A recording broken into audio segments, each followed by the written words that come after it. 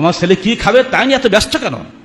অধিকাংশ আলেমের ছেলে আলেম হয় না, এরাই বেশি দুনিয়াদার। সাবধান হও আলেমরা। তোমার ছেলে কেন বেআলেম হচ্ছে? তুমি বড় আলেম হয়ে আলেমের জায়িদ হয়েছ, তোমার ছেলে কেন দুনিয়াদের ছেলে এত পাগল হয়ে গেছে? আজকে মাদ্রাসার শিক্ষক খুঁজে পাই না আমরা, সমস্ত আলেমরাই চলে যাচ্ছে দুনিয়ামুখী হয়ে গেছে। টাকা টাকা, খালি টাকা। ফলে বস্তুবাদী এই সভ্যতা ইসলামের এই দ্বীনি পরিবেশটাকে ধ্বংস করে দিচ্ছে। আর এই পরিবেশে তৈরি হচ্ছে এই বগুড়ার তুফানের মতো বদমাশ, এই সমস্ত ক্যাডার ধর্ষক তৈরি হচ্ছে এই বস্তুবাদী শিক্ষার কারণে। আগামী দিনে হে আলেম, তোমার ছেলে তোমার জানাজা পড়বে না।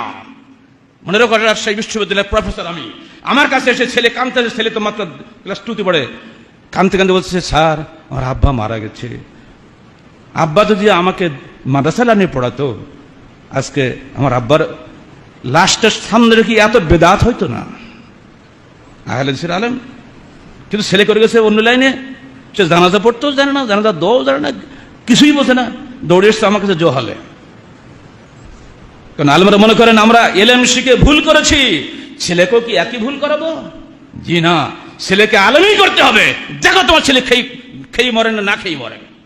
অতএব সাবধান, যদি নিজেকে অন্তত নিজের পরিবারটাও যদি অন্তত বাঁচতে চাও, মৃত্যুর সময় তোমার ছেলে জানাজা পড়ুক এই কামনা যদি তোমার না থাকে, ঠিক তোমার পিতৃত্ব।